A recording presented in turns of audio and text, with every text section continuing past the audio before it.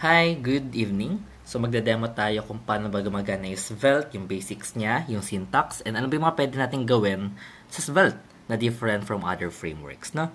So ang plano natin for today is to create a simple calculator. We'll just be adding two numbers, addition lang, and try natin siya i-code sa Svelte. So para sa mga hindi pa nakapag-download ng Svelte, you could just access it throughout the other documentation page, svelte.dev, and meron silang playground here na pwede ka mag-code and you can see the output immediately, no? So to get us started, what we want to do is declare two variables sa paglalagay natin ng numbers. So let's type script.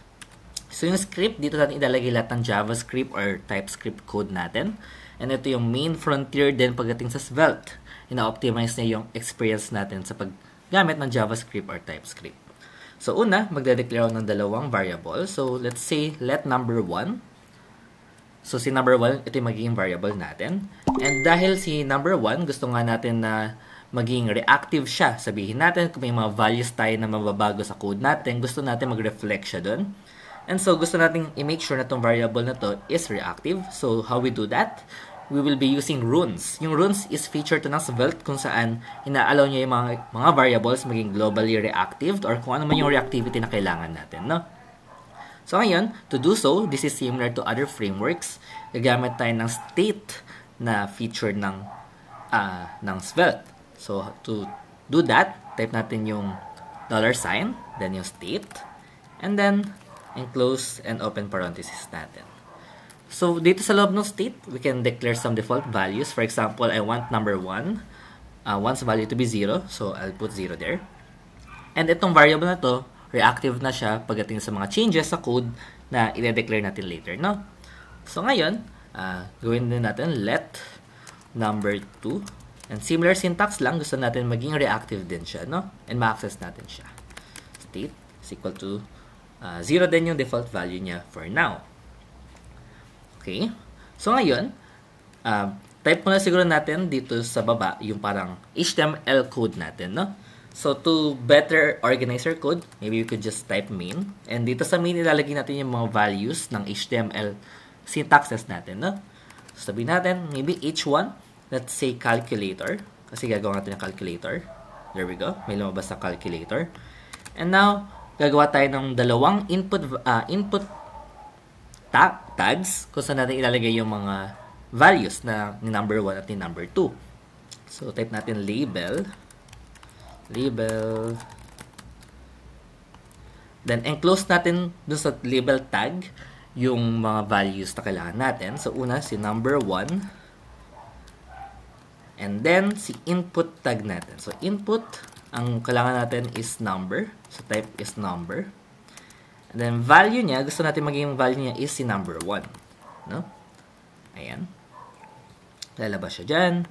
And we'll do the same. Let's put a BR tag here para magkaroon siya ng tamang spacing, new line. With the number 2 naman ito. So, ang gusto siguro natin mangyari is that ma-access natin yung values ni number 1 at ni number 2. I-add natin sila and i-showcase natin yung result. No? So, maybe, just in an H2 tag, let's put out the result kung sakali, no? The result is, gagamit tayo again ng semicolon. Ang curly braces sa loob ng ating HTML code, dito tayo mag-a-allow na gumamit ng mga JavaScript variables, syntaxes, mga functions, no? So, lagay natin dito, number 1 plus number 2. Result is 0, kasi 0 nga yung states natin dito. So, check natin kung gumagana siya. So, let's say gusto ko number 1 is value niya 1, number 2 is value niya 2. So, hindi siya gumagana here.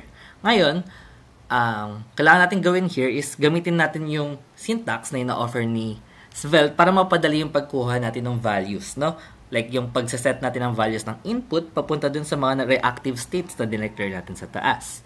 So, to do that, madali lang dito sa Svelte, gagamitan lang natin siya ng bind na prefix dun sa value compared sa ibang mga framework. So, sabihin natin, lagyan natin bind, then colon, ayan, and then, i-enclose natin to ng curly braces, and we'll do the same for the bind value ni number 2 naman.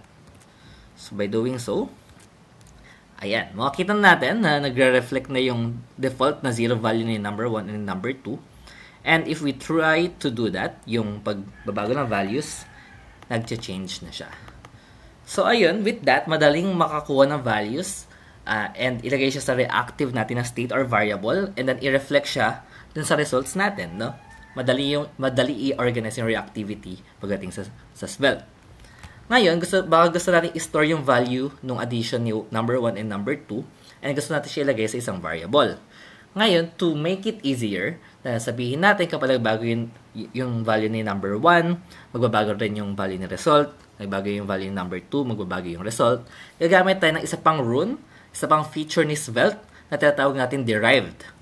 Ang derived, ang ginagawa niya, so kapag nag-declare ka ng variable, let's say si result, and ito yung syntax ni derived, lahat ng ipapasok natin sa ng open and close parenthesis na to, lahat ng variables na included, magiging dependencies sila.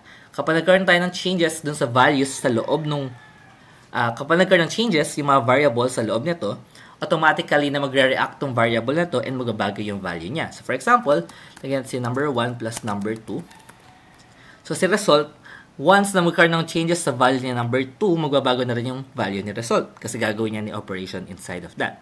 So to demonstrate, lagyan natin sa result dito sa baba and we try to change some values. Ayan. So they work as well, no? So yung derived, napadali niya yung pag-check natin if there are changes in the values na dependent sa isa't isa, no? And ito yung parang basic na parang calculator app natin. Siyempre, not at all polished pa. Pero pakita din natin kung paano ba natin siya pwedeng i-export or gamitin as a component. So, gagawa tayo ng bagong file. Gawin natin calculator.svelte. And copy-paste natin yung code na here. Yung code natin here. And then, dito sa app.svelte, sabihin natin ito yung main file natin. Kapag nag-type, ang gagawin natin is i-import natin siya, no? So, import, ang gusto natin variable name siguro, calculator. And saan siya galing? Tawagin lang natin yung mismong destination, yung mismong directory niya. And then, paano natin i-call upon si calculator? Paano natin gagamitin yung buong component na yun?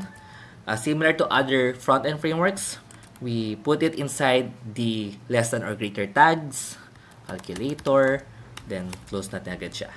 There we go. And this also, or still works as intended naman. Compared sa nung nasa app.svelte siya. Siyempre kapag dumadami na yung mga components natin, gusto natin mas organized. So that's one way to do so. So that's it for our first example.